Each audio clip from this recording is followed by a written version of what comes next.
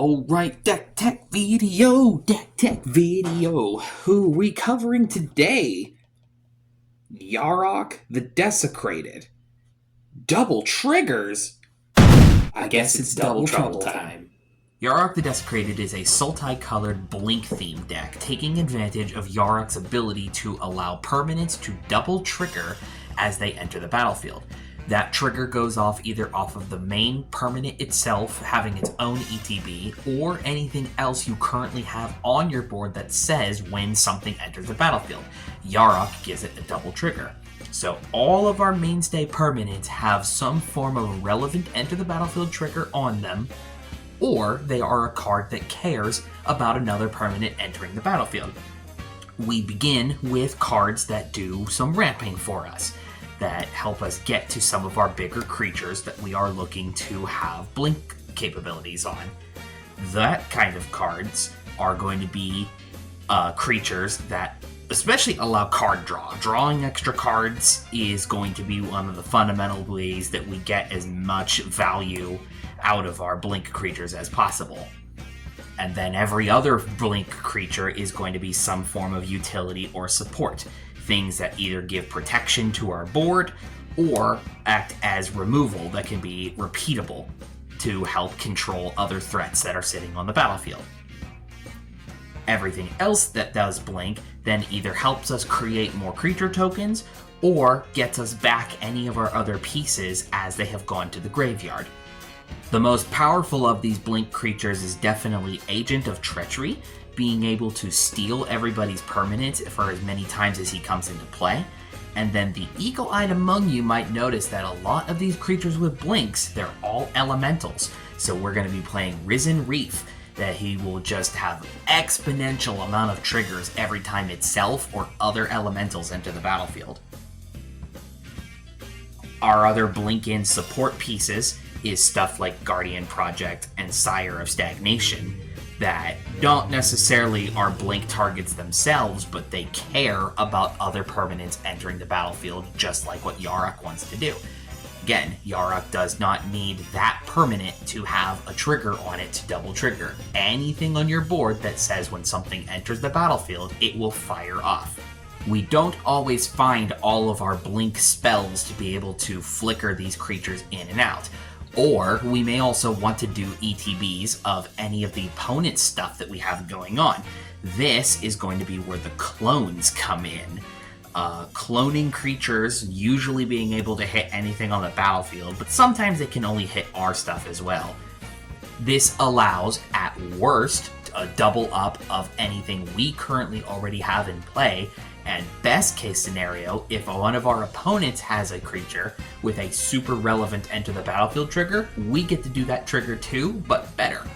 Entering the battlefield once and double triggering is already nice, but we want to be doing this repeatedly.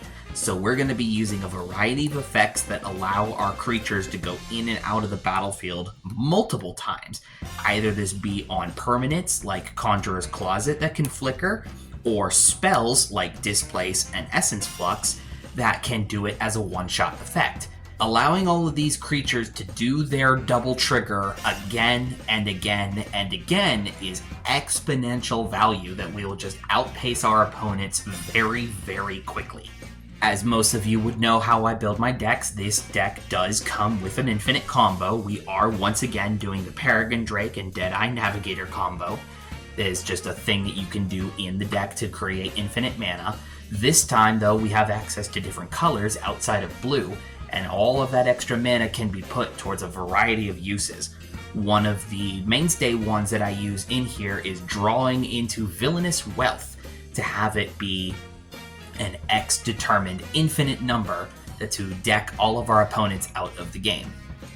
You can then blink in any of those recursion creatures that we were showing earlier to get this card back from the graveyard once you've targeted one opponent with it, and just repeat for as many opponents as you have.